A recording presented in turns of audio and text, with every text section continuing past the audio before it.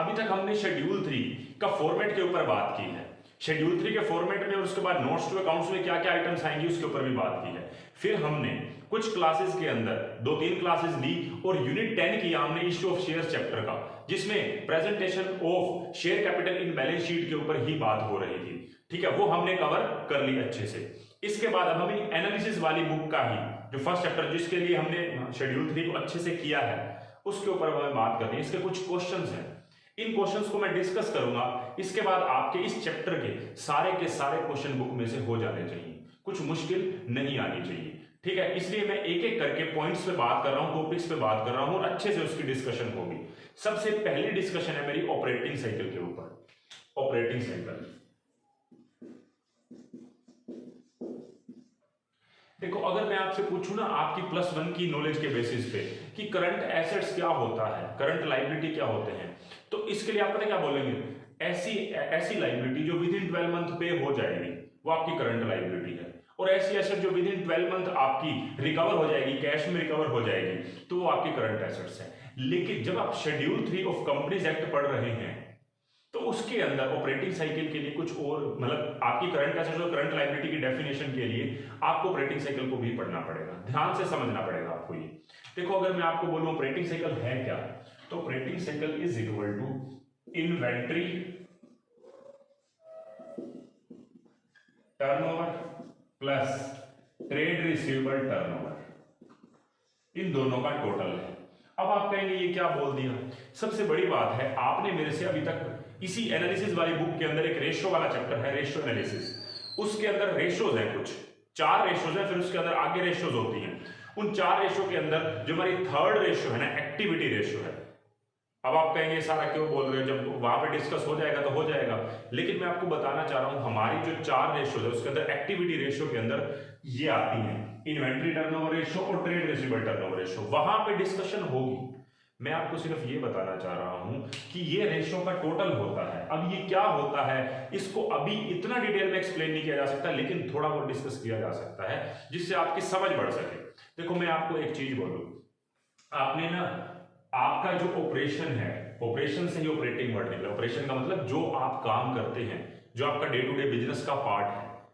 आपने क्या किया, आप मैन्युफैक्चरिंग करते थे, आपने गुड्स खरीदे, उसके बाद फिर खरीदा जो वो क्या था, रॉ मटेरियल। रॉ मटेरियल को आपने वर्क इन प्रोग्रेस में डाला, मतलब कुछ प्रोसेस किया, वो प्रोसेस होने के बाद वो फिनिश गुड्स बना, फिर वो बिका, फिर उससे कैश रिकवर हुआ। मतलब जब हमने रॉ मटेरियल परचेज किया था उस दिन हमारा कैश गया होगा, और किस दिन हमें कैश रिकवर हुआ, कितने दिनों में, कितने मंथ्स में। हो सकता है वो जैसे मैं अब नॉर्मली तो 12 मंथ मैंने बोल दिया जैसे करंट लायबिलिटी के लिए, सॉरी करंट एसेट से करंट लायबिलिटी के लिए, इससे ज्यादा भी जा सकते हैं। हो सकता है जो रॉ मटेरियल मैंने खरीदा है उसको वर्क इन प्रोग्रेस होने में 3 महीने लगते हैं, उससे फिनिश गुड्स बनने में 2 महीने लगते हो, उसको बेचने में मुझे 6 महीने लगे, तो 6 और 3 9 और 2 11, और उससे कैश रिकवर होने में 4 महीने लगे, तो 6 और 4 10 और 2 12 और 3 15 महीने मेरी ऑपरेटिंग साइकिल है। मतलब जो कैश मेरा यहां पे गया था ना गुड्स खरीदते टाइम, वो वापस कैश मेरे पास कितने दिनों बाद आया, कितने टाइम बाद आया, 15 महीने बाद वो कैश मुझे वापस रिकवर होगा। कहने का मतलब है जो गुड्स मैंने आज खरीदे हैं ना, उससे मेरी जेब से जो पैसा गया वो 15 महीने बाद मुझे वापस पैसा मिलेगा। मतलब मेरी ऑपरेटिंग साइकिल कितनी है, 15 महीने की है, 15 महीने की। अब 15 महीने की है तो मैं इसी को ही, इसी दायरे को ही अपनी करंट लायबिलिटी के लिए यूज करूंगा। जैसे मैं बोलूं एक एसेट्स, कोई भी एक पर्टिकुलर एसेट्स है जो मुझे 14 महीने में रिकवर हो जाएगी। जैसे मैं बोलूं मेरे डेटर्स हैं, कोई भी पर्टिकुलर कोई भी एसेट्स के बारे में बोल सकता हूं, वो मुझे रिकवर हो जाएगी। कोई भी एसेट्स कितने टाइम पीरियड में कैश में रिकवर हो जाएगी। मैंने डेटर वैसे नहीं स्पेशली बोला, कोई भी एसेट्स, आपकी एसेट साइड में कोई भी एसेट्स है, वो चाहे प्लांट एंड मशीनरी हो सकती है, चाहे फर्नीचर फिक्चर्स हो सकती है, लैंड बिल्डिंग हो सकती है, कुछ भी हो सकती है, वो आपको 14 महीने के अंदर आपको कैश दे देगी, कैश में कन्वर्ट हो जाएगी। क्या आप उसको करंट एसेट्स बोलेंगे?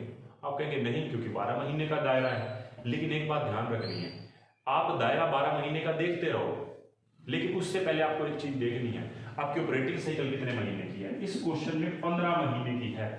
अगर 15 महीने आपकी ऑपरेटिंग साइकिल है तो उससे कम है ना, मतलब प्लांट एंड मशीनरी या कोई भी एसेट्स आपको 14 महीने में कैश दे देगी, कैश में रिकवर हो जाएगी, मतलब वो करंट एसेट्स है।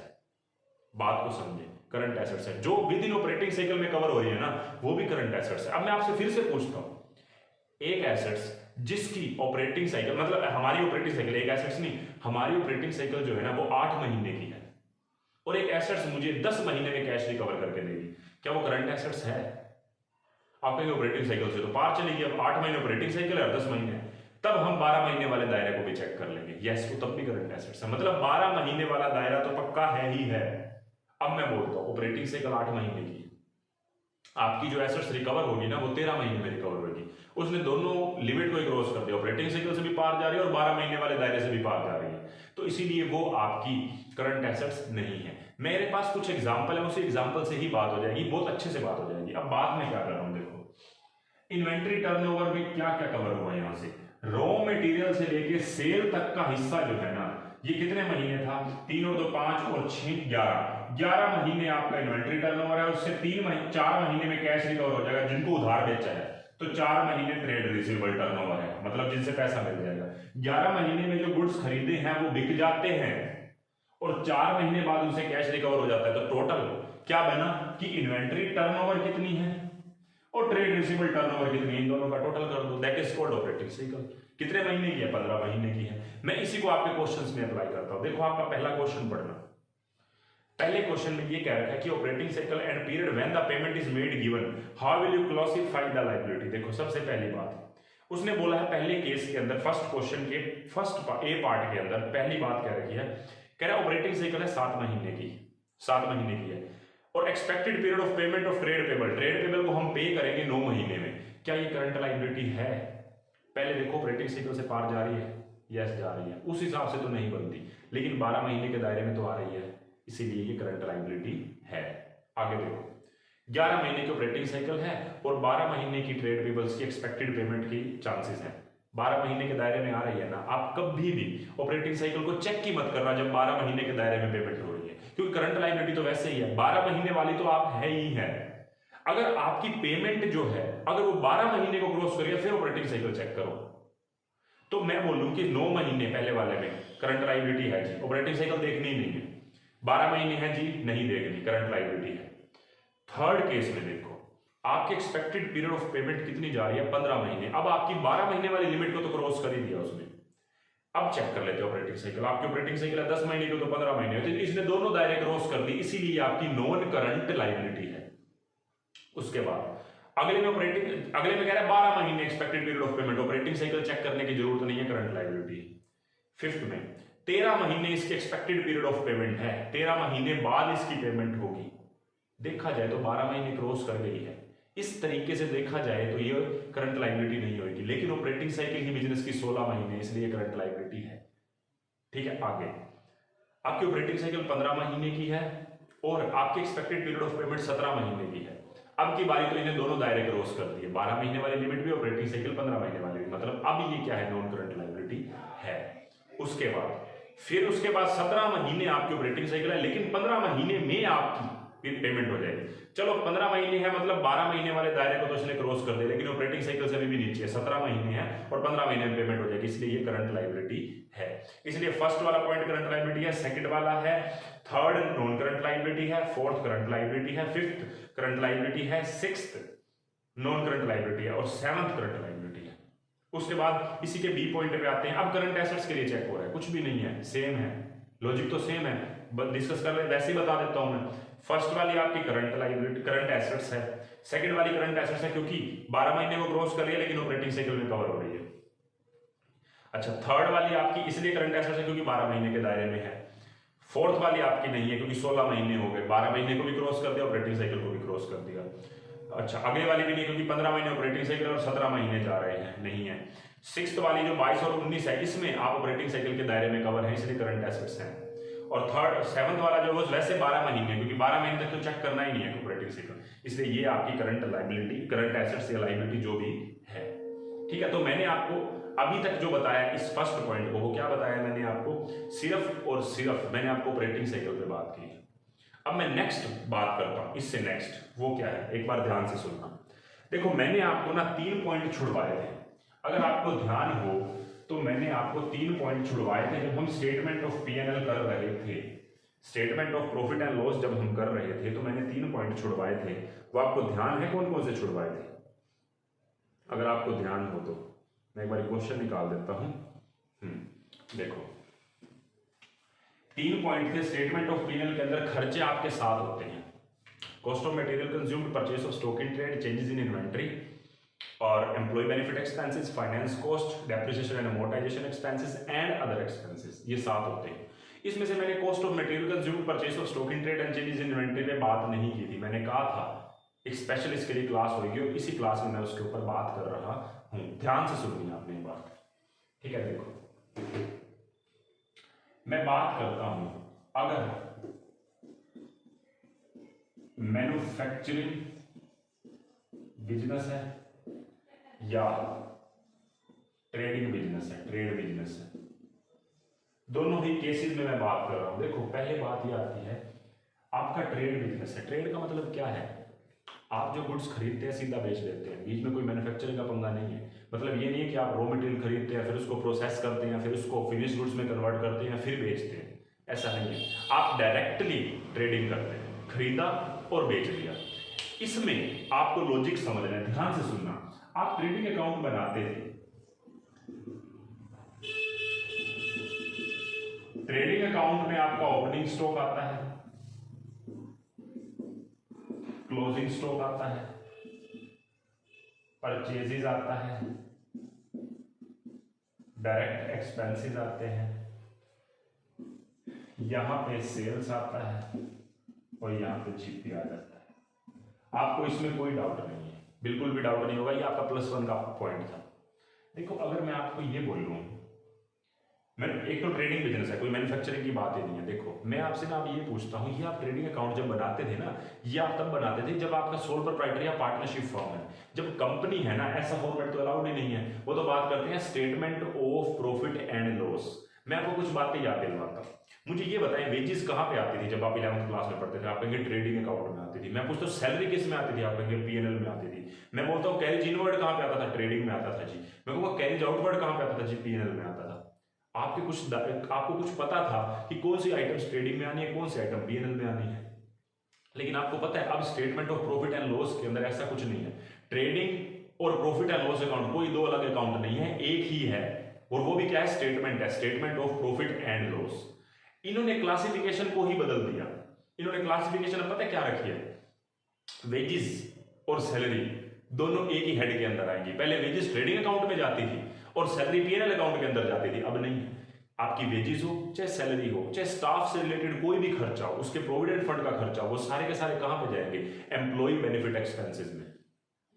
मैं आपसे फिर से पूछता हूं, कोई ऐसा खर्चा जैसे कैरेज का खर्चा लगा लो, ठीक है, वो कैरेज का खर्चा कहां पे जाएगा? Carriage inward, carriage outward. आप कहीं सोचना पड़ेगा आपको। नए फॉर्मेट के अंदर आपके 7 खर्चे हैं, cost of material consume, purchase of stock in trade, changes in inventory, employ benefit expenses, finance cost, depreciation and amortisation expenses and other expenses. आप बताएं कैरेज इनवर्ड या कैरेज आउटवर्ड? पहले बोलते थे कैरेज इनवर्ड ट्रेडिंग में, carriage outward PNL में, अब कहां जाएंगे? देखो जी, परचेज में आएगा नहीं, कॉस्ट ऑफ मटेरियल कंज्यूम में नहीं आएगा, चेंजेस इन इन्वेंटरी में नहीं आएगा, एम्प्लॉय बेनिफिट एक्सपेंसेस एम्प्लॉय और वर्कर से रिलेटेड थोड़ी ना कैरेज इनवर्ड। ना ही फाइनेंस कॉस्ट है कि भाई मैंने किससे उधार लिया उसका इंटरेस्ट दे रहा हूं, ना ही मेरा कोई डेप्रिसिएशन की बात है, तो कहां पे जाएगा? चाहे वो कैरेज इनवर्ड हो चाहे कैरेज आउटवर्ड हो, दोनों कहां पे जाएंगे? आपके अदर एक्सपेंसेस के अंदर। पहली बात। अब मैं आगे बात करता हूं। फिर मैं ये कहूं कि परचेजेस वो कहां पे आएगा? अब ना आपको इसी के ऊपर ही थोड़ी बहुत बात समझनी है। देखो मैं आपको बोलूं, आप ये बोल दो कि opening plus purchases plus direct expenses minus closing. मैं बोलता हूं देखो 10,000 रुपए की आपकी परचेज है, 10,000 की आपका ओपनिंग स्टॉक है, 1 लाख रुपए की परचेज है, 5,000 का कोई डायरेक्ट एक्सपेंसेस है। डायरेक्ट एक्सपेंसेस में स्पेशली लिख देता हूं आपकी वेजेस है, ठीक है, और एक आपका और भी खर्चा है कैरेज का, कैरेज इनवर्ड का, ये मान लेते हैं 7,000 रुपए का। और क्लोजिंग स्टॉक है आपका 1 10 और 12 1 22, ये है आपका 11,000, ठीक है। तो मुझे ये बताओ, अच्छा सेल्स से कुछ भी हो, मैं यहाँ पे लिख देता हूँ 2 लाख रुपए, इससे क्या फर्क पड़ता है? इससे कुछ फर्क नहीं पड़ता। एकदम एक 22 में से गया, 1/11 वाले को हमने इसमें बेचा 2 लाख में, 89,000 का प्रॉफिट आ गया। मैंने आपको जो मेन बात बतानी है उसके ऊपर बात कर रहा हूँ। पहली बात, statement of profit and loss जब आप बनाते हैं ना, उसको 11th क्लास से रिलेट मत करें। आपको यहाँ पे जीपी नहीं निकालना, आपका सीधा यहाँ पे एनपी निकलेगा, नेट प्रॉफिट निकलेगा, ग्रोस प्रॉफिट नहीं निकलेगा। अब मैं आगे बात करूँ, देखो आप इन चारों के टोटल को मैं बोलता हूं ओपनिंग स्टॉक, या मैं सीधा अमाउंट लिख देता हूं, opening stock 10,000 plus 1 lakh purchases plus direct expenses में वेजेस 5,000 रुपए हैं, कैरेज इनवर्ड 7,000 रुपए। इन चारों के टोटल को मैं पता क्या बोलता था? Cost of goods available for sale. मेरे गुड्स जो बिकने के लिए तैयार हैं उसकी कॉस्ट कितनी है? 1,22,000। इसमें से कितने बिकने से रह गए? 11। तो कितने की कॉस्ट वाले गुड्स बिक गए? मेरे 1,11,000 रुपए की कॉस्ट वाले गुड्स बिक गए, सेल हो गए, ठीक है। अब बात को ध्यान से सुनना, मेरे पास यही तो फॉर्मूला है कॉस्ट ऑफ गुड्स सोल्ड का। Cost of goods sold is equal to opening plus purchase plus direct expenses minus closing stock. ये आपका 11th का फॉर्मूला है, मैंने वही लगाया है, opening plus purchase plus direct expenses minus closing is equal to cost of goods sold. लेकिन क्या आप पहले जो ट्रेडिंग अकाउंट बनाते थे, क्या वहां पे आप कॉस्ट ऑफ गुड्स सोल्ड लिखते थे? आप कॉस्ट ऑफ गुड्स सोल्ड ना लिखते, इसको ऐसे लिखते थे। लेकिन अब की बारी मुझे इसको खर्चे में लिखने का थोड़ा तरीका चेंज करना है। वो क्या चेंज करना है ये समझना है। देखो आपके पास ना, अभी मैन्युफैक्चरिंग बिजनेस को यहां से हटा रहा हूं, मैं मैन्युफैक्चरिंग बिजनेस को एक बार हटा रहा हूं, ट्रेडिंग के ऊपर बात करता हूं। देखो मुझे एक बात बताएं, आपके पास जब मैं खर्चे की बात करता हूं तो क्या क्या नाम है? कॉस्ट ऑफ मटेरियल कंज्यूम, फिर है purchase of stock in trade, और थर्ड है चेंजेस इन इन्वेंटरीज। अगर देखो एक बात बताओ, ये तीनों खर्चे की टाइप हैं। अब आपको और भी खर्चे हैं, हाँ जी हैं, एम्प्लॉय बेनिफिट एक्सपेंसेस है, डेप्रिसिएशन एंड अमोर्टाइजेशन एक्सपेंसेस है, फाइनेंस कॉस्ट है, अदर एक्सपेंसेस है। मैं चलो अदर एक्सपेंसेस भी लिख देता हूं, आपने बाकी क्यों लिखे? चलो बाकी भी लिख देता हूं, employ benefit expenses, finance cost, depreciation and amortisation expenses and other expenses, मैंने सातों लिख दिए। मैं आपसे पूछता हूं, अगर मैं कॉस्ट ऑफ गुड्स सोल्ड को खर्चा ही तो बोलूंगा, खर्चे का पार्ट है, खर्चा है, मैं इस खर्चे को शो करने का तरीका चेंज कर रहा हूं। Purchase of stock in trade को मैं लिखूंगा यहां पे, इस 1 लाख को मैंने यहां से हटा दिया, अलग से खर्चे में यहां पे लिख दिया। अच्छा, वेजेस और कैरेज इनवर्ड, इसको मैं कहीं और लिखूंगा, है खर्चा। वेजेस को मैं लिखूंगा एम्प्लॉय बेनिफिट एक्सपेंसेस में, कैरेज इनवर्ड को लिखूंगा मैं अदर एक्सपेंसेस में, और जो ये ओपनिंग और माइनस क्लोजिंग रह गया, ओपनिंग माइनस क्लोजिंग मतलब 10 माइनस 11 माइनस 1,000, मैं यहां पे लिखूंगा 10,000 माइनस 11 1,000, वो भी माइनस का। आप मुझे बताएंगे ये कॉस्ट ऑफ गुड्स सोल्ड कितनी आई थी आपकी? 1,11,000, आप चेक करके देख लो। 1 लाख प्लस 5, 1 5 और 7 1 12 माइनस 1,11,000, 1,11,000 आ गया। लेकिन चेंज क्या आया? प्रेजेंट करने का तरीके में चेंज आया। मैं आपसे पूछूं क्या चेंज आया? आपको परचेज तो लिखनी है, purchase of stock in trade वाले हेड में। आपको चेंजेस इन इन्वेंटरी का क्या करना है? मतलब ओपनिंग स्टॉक और क्लोजिंग स्टॉक जो है, ये कंफर्म है कि ओपनिंग में परचेज ऐड होता है, डायरेक्ट एक्सपेंसेस ऐड होते हैं, माइनस क्लोजिंग होता है। चलो मैं परचेज को हटा दूं बीच में से, डायरेक्ट एक्सपेंसेस को हटा दूं, तो रह क्या गया? Opening minus closing. तो ओपनिंग माइनस क्लोजिंग को मैंने यहां पे लिखना चेंजेस इन इन्वेंटरी में। वो हो सकता है कि मेरा ये ज्यादा हो, ये ज्यादा तो पॉजिटिव आ जाएगा। अगर ये 10, मेरे को करना क्या है? बस मेरे को ध्यान ये रखना है कि ओपनिंग माइनस क्लोजिंग ही होना है हमेशा, ठीक है। तो मैंने ये कर दिया, नेगेटिव आ गया, मैंने लिख दिया। एम्प्लॉय बेनिफिट एक्सपेंसेस में आपकी वेजेस आएगी, चाहे सैलरी भी है, सैलरी हालांकि ट्रेडिंग में नहीं आती थी तो वो अलग बात है, लेकिन एम्प्लॉय बेनिफिट एक्सपेंसेस में 5,000 जाएंगे। कैरेज इनवर्ड कहां पे जाएगा? अदर एक्सपेंसेस में।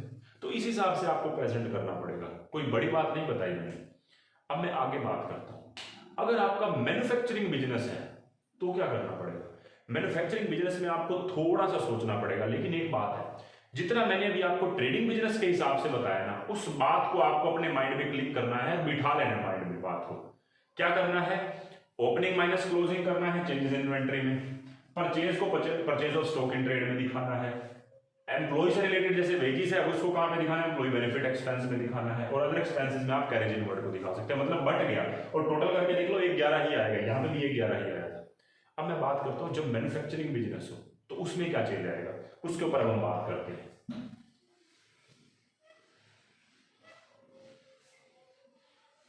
देखो होता क्या है, जब मैन्युफैक्चरिंग बिजनेस होता है ना,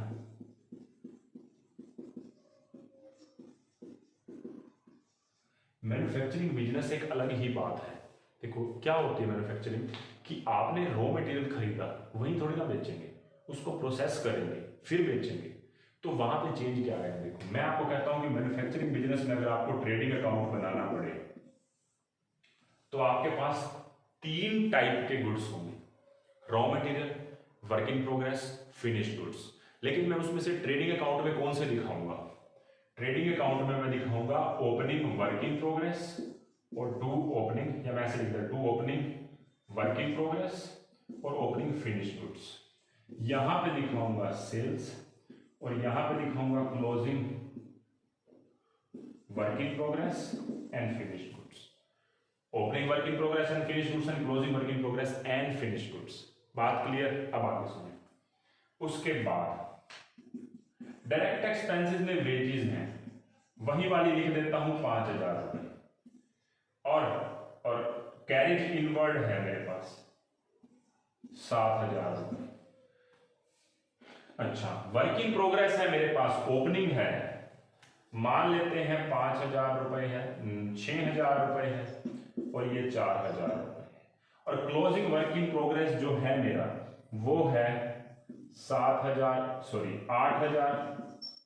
और 3000। टोटल कितना हो गया, ये 11000 और ये 6 और 4 10,000। सबसे बड़ी बात, मैंने यहां पे रॉ मटेरियल को नहीं लिखा, क्योंकि रॉ मटेरियल ऐसे नहीं लिखा जाएगा। पहली बात, मैं जब गुड्स परचेज करता हूं ना मैन्युफैक्चरिंग के केस में मैं उसको परचेज और स्टॉक इन ट्रेड में नहीं लिखूंगा। मैं उसके लिए क्या वर्ड यूज करूंगा, तो परचेज नहीं लिखूंगा, मैं बोलूंगा cost of material consumed 1 lakh रुपए मान लो। अब ये कॉस्ट ऑफ मटेरियल कंज्यूम्ड क्या होता है, मटेरियल का मतलब हमेशा रॉ मटेरियल है, ये बात तो ये ध्यान रखना, मटेरियल मतलब रॉ मटेरियल, ठीक है। अब यहां पे ये टू परचेज ऑफ मटेरियल भी तो लिख सकते थे, हमने कॉस्ट ऑफ मटेरियल कंज्यूम्ड लिखी। कॉस्ट ऑफ मटेरियल कंज्यूम्ड लिखने के कारण ही यहां पे ओपनिंग रॉ मटेरियल और क्लोजिंग रॉ मटेरियल नहीं आया, वर्क इन प्रोग्रेस आया, फिनिश गुड्स आया। अब कॉस्ट ऑफ मटेरियल कंज्यूम्ड अपने आप में क्या होती है ये भी बात समझनी है। तो कॉस्ट ऑफ मटेरियल कंज्यूम्ड मतलब ये देखो जीपी तो खैर वही आ जाएगा आपका जो 89,000 था। मुझे तो खैर खर्चे को प्रेजेंट करना बताना था ना, खर्चे को कैसे कैसे प्रेजेंट करेंगे। मैं आपसे ये बात करना चाहता हूं कि ये 1 लाख रुपए है, ये कैसे निकलेगा। तो 1 लाख का भी लॉजिक है हमारे पास। मैं आपको बोलता हूं कॉस्ट ऑफ मटेरियल कंज्यूम्ड क्या रहेगा कि आपके पास ओपनिंग रॉ मटेरियल कितना था, आपने कितना परचेज किया रॉ मटेरियल का, इसमें से कितना रॉ मटेरियल आपका बच गया, that is called cost of material consumed. आप पता है आपके माइंड में क्वेश्चन आएगा, जब जैसे ओपनिंग वर्क इन प्रोग्रेस और फिनिश गुड्स को ट्रेडिंग में ले रहे थे तो रॉ मटेरियल को भी यहां पे लिख देते, क्लोजिंग को यहां पे लिख देते और परचेज को यहां पे लिख देते। नहीं, जब आप ट्रेडिंग अकाउंट बना रहे हैं उसके अंदर आप ये देखते हैं कि आपके पास कितना रॉ मटेरियल आपकी प्रोसेस में से निकल के आया है, आपकी प्रोसेस में गया है, जो आपकी मैन्युफैक्चरिंग प्रोसेस है उसमें गया है। तो यहां पे मैं बोलूंगा कि cost of material consumed, cost of material consumed मान लो आपके पास 20,000 रुपए का ओपनिंग स्टॉक, ठीक है, उसमें आपकी परचेजेज हैं 90,000 रुपए की और क्लोजिंग रॉ मटेरियल है आपका 10,000 रुपए का।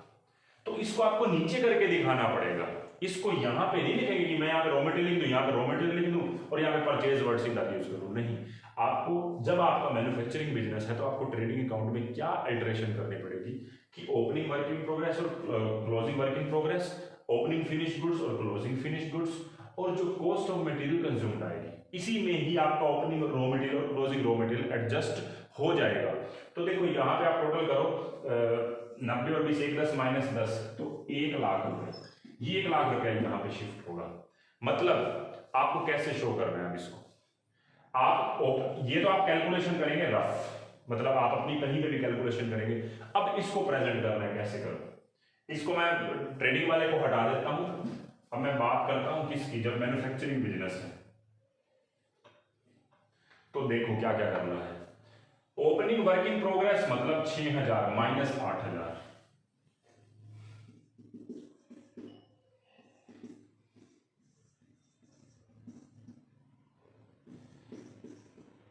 देखो ओपनिंग वर्क इन प्रोग्रेस में से क्लोजिंग वर्क इन प्रोग्रेस वही 6000 माइनस 8000 तो 2000 माइनस में आ गया। अब आपको लॉजिक ध्यान होना चाहिए, मैंने क्या बोला था, ओपनिंग 10000 प्लस परचेज की जगह cost of material consume plus wages plus carriage inward minus closing. तो परचेज की जगह पे कॉस्ट ऑफ मटेरियल कंज्यूम्ड आया, पहले purchase of stock in trade में मैंने 1 लाख लिखे थे, अब की बारी में कहां लिखूंगा, कॉस्ट ऑफ मटेरियल कंज्यूम्ड में 1 लाख। और ये कहां से आया, ये ऐसे कैलकुलेशन करके। आप रॉ मटेरियल को यहां पे नहीं ले जा सकते, आपको opening plus purchase minus closing of raw material करना है और डायरेक्ट यहां पे लिखना है। मतलब इस क्वेश्चन में आपका purchase of stock in trade word use नहीं होगा। नाम से समझ के देखो, purchase of stock in trade, stock in trade का मतलब क्या होता है, जो सिर्फ ट्रेडिंग के लिए है, इससे कोई मैन्युफैक्चरिंग नहीं होनी, प्रोसेस नहीं होनी, ये स्टॉक इन ट्रेड है। ठीक है, खरीदा एक हाथ दूसरे हाथ बेच दिया। ठीक है, अब आगे बात करता हूं, तो ये तो आएगा नहीं। फिर उसके बाद वेजेस कहां पे आएंगी, वही एम्प्लॉय बेनिफिट एक्सपेंसेस के अंदर। कैरेज इनवर्ड कहां पे आएगा, अदर एक्सपेंस के अंदर। बात आती है इन्वेंटरी, ओपनिंग माइनस क्लोजिंग, तो दोनों का ओपनिंग माइनस क्लोजिंग करो, 6 माइनस 8 करो और 4 माइनस 3 करो। अब 4 माइनस 3 करने से पॉजिटिव आंसर आ रहा है, तो क्या दिक्कत है, 1000 पॉजिटिव हो गया। तो अब करके देख लो, 1 लाख 1 लाख 1 लाख 1 और 12 1 13 1 13 माइनस 2 1 लाख 11,000। ये आपकी प्रेजेंटेशन थी, कोई मुश्किल थोड़ी ना थी, बिल्कुल भी मुश्किल नहीं थी। अब इस बात से रिलेटेड हमें क्वेश्चन करने हैं, ध्यान से समझे क्वेश्चन क्या है। देखो आप सेकंड का ए पार्ट देखो, सेकंड के ए पार्ट में क्या कर रखा है,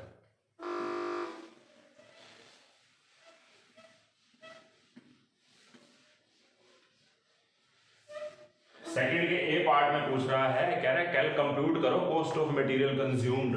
तो कॉस्ट ऑफ मटेरियल कंज्यूम्ड में कौन सा मटेरियल लेते हैं हम, सिर्फ रॉ मटेरियल। तो मटेरियल आपके पास ओपनिंग 1 अप्रैल 2019 का है 50,000 रुपए, तो कॉस्ट ऑफ मटेरियल कंज्यूम्ड पूरा लिखना आप वर्ड। ठीक है, तो ओपनिंग आपके पास पड़ा हुआ है 50,000 रुपए का, आपने परचेज किया है 3 लाख का, जिसमें से रिटर्न भी है, तो 280 डायरेक्टली लिख देता हूं। माइनस क्लोजिंग कितना है आपका रॉ मटेरियल 70,000 रुपए,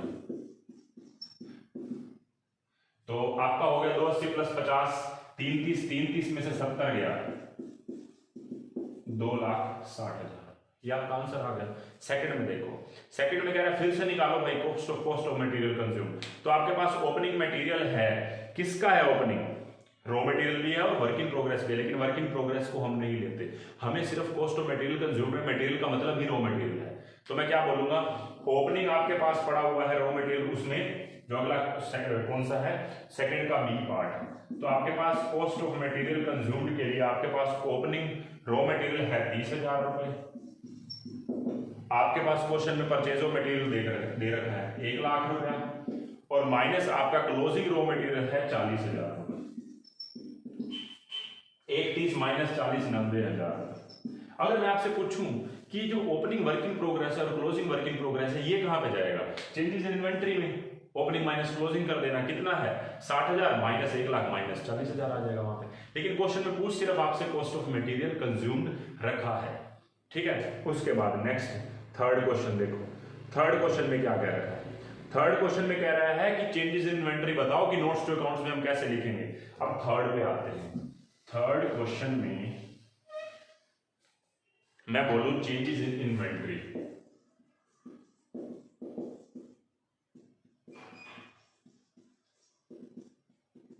ठीक है, चेंजेस इन इन्वेंटरी में सबसे पहले ओपनिंग आपके पास इन्वेंटरी जो है फिनिश गुड्स की वो कितनी है,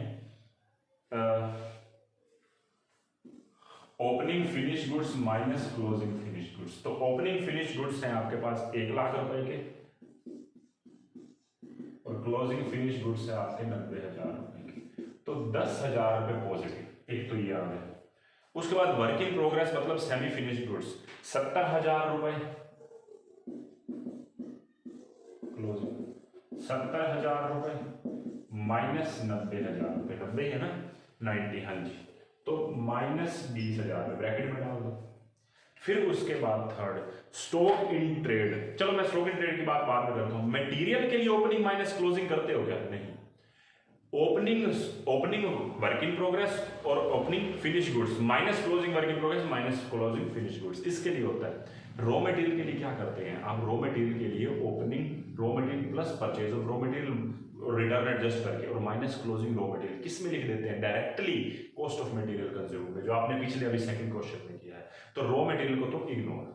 ये तो बात आती है जब मैन्युफैक्चरिंग बिजनेस है, लेकिन जब ट्रेड बिजनेस है तो अलग अलग टाइप के मटेरियल होते ही नहीं है, एक ही टाइप का मटेरियल होता है। मैं उसको कभी रॉ मटेरियल नहीं बोलूंगा, कभी वर्क इन प्रोग्रेस नहीं बोलूंगा, कभी फिनिश गुड्स नहीं बोलूंगा, उसको एक ही नाम दूंगा, स्टॉक इन ट्रेड। तो स्टॉक इन ट्रेड का वही रूल है जो आपने पहले मेरे से समझा जब मैंने ट्रेडिंग वाला एग्जांपल समझाया था पूरा, तो उसका भी यही रूल है कि ओपनिंग माइनस क्लोजिंग।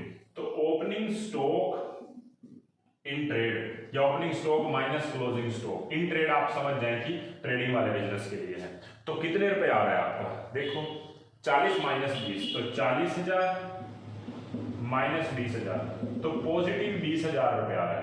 तो आपका नेट किसका आंसर कितना आ रहा है? इससे ये कट कैंसिल हो गया, बच गया आपकी चेंजेस इन इन्वेंटरी 10,000 रुपए। अब आपका क्वेश्चन राइज होगा, एक ही क्वेश्चन एक ही कंपनी के अंदर क्या मैन्युफैक्चरिंग बिजनेस भी हो सकता है और ट्रेडिंग बिजनेस भी हो सकता है? तो यस हो सकता है। आपका देखो क्वेश्चन जायज भी अगर नहीं है तो मैं बता देता हूं, या तो आप मैन्युफैक्चरिंग करोगे या ट्रेडिंग करोगे, दोनों हो सकती हैं क्या? यस हो सकती हैं। देखो मैं आपसे एक चीज पूछता हूं, एक रेस्टोरेंट है, एक 5 स्टार होटल है, क्या वहां पे आपको खाने की चीजें मिलती हैं कि नहीं? बिल्कुल मिलती हैं। खाने की मिलती हैं, क्या वो प्रोसेस होके आती हैं, सीधा मिल जाती है? प्रोसेस होके आती है। वो आपको जो भी कुछ वहां पे रेस्टोरेंट में जो भी खाने का मिलता है वो प्रोसेस होके आता है। अगर वही एक मान लो 5 स्टार होटल है जो आपको प्रोसेस करके खाना तो दे रहा है, क्या साथ में आपको अगर आपको कुछ वाइन चाहिए, सिगरेट चाहिए, सिगार चाहिए, ये भी वहां पे होती है पार्ट किसका? ये आपका उसी का ही तो पार्ट है ना, रेस्टोरेंट का ही है ना, सिगरेट सिगार्स वाइन्स वगैरह सारी होती है ना। तो मुझे एक बात बताएं, क्या वो 5 स्टार होटल खुद बनाता है क्या? नहीं बनाता, खरीदता है और आगे अपने जो भी उनके कस्टमर्स आते हैं उनको बेच देता है। तो वहां पे आपका डायरेक्टली स्टॉक इन ट्रेड भी तो हो गया ट्रेडिंग वाला। तो मैन्युफैक्चरिंग और ट्रेडिंग एक ही बिजनेस के अंदर हो सकती है। मैं ये बोल सकता हूं ये ओपनिंग किस चीज का है? फिनिश गुड्स और क्लोजिंग ये फूड स्टफ का है, ये वर्क इन प्रोग्रेस भी फूड स्टफ का है जो खाने की चीजें हैं, और ये क्लोजिंग स्टॉक ये ओपनिंग माइनस क्लोजिंग किसका हो सकता है? वाइन, सिगरेट, सिगार्स वगैरह। बिल्कुल सिंपल सा एक एग्जांपल है, अच्छा सा एग्जांपल है जो बिल्कुल आपके माइंड में चला जाएगा। तो ये हिसाब से ट्रेडिंग वाला हो गया और ये मैन्युफैक्चरिंग हो गया। इसलिए एक ही बिजनेस दोनों टाइप की एक्टिविटी कर सकता है।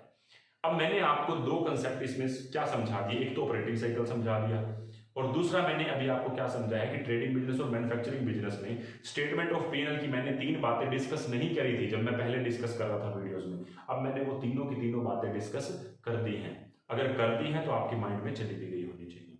ठीक है, तो नेक्स्ट क्लास में इससे अगले पॉइंट्स पे आएंगे जिसमें हम रिजर्व एंड सरप्लस पे बात करेंगे। अब आप कहेंगे रिजर्व एंड सरप्लस से शेयर कैपिटल की भी बात होनी चाहिए, तो शेयर कैपिटल की बात ऑलरेडी आपकी हो चुकी है जो मैंने आपको यूनिट 10 करवाया था इश्यू ऑफ शेयर चैप्टर का, उसमें शेयर कैपिटल की डिस्कशन हो चुकी है। मैंने बोला था रिजर्व एंड सरप्लस भी पेंडिंग है, तो reserve and surplus he next class में डिस्कस होगा।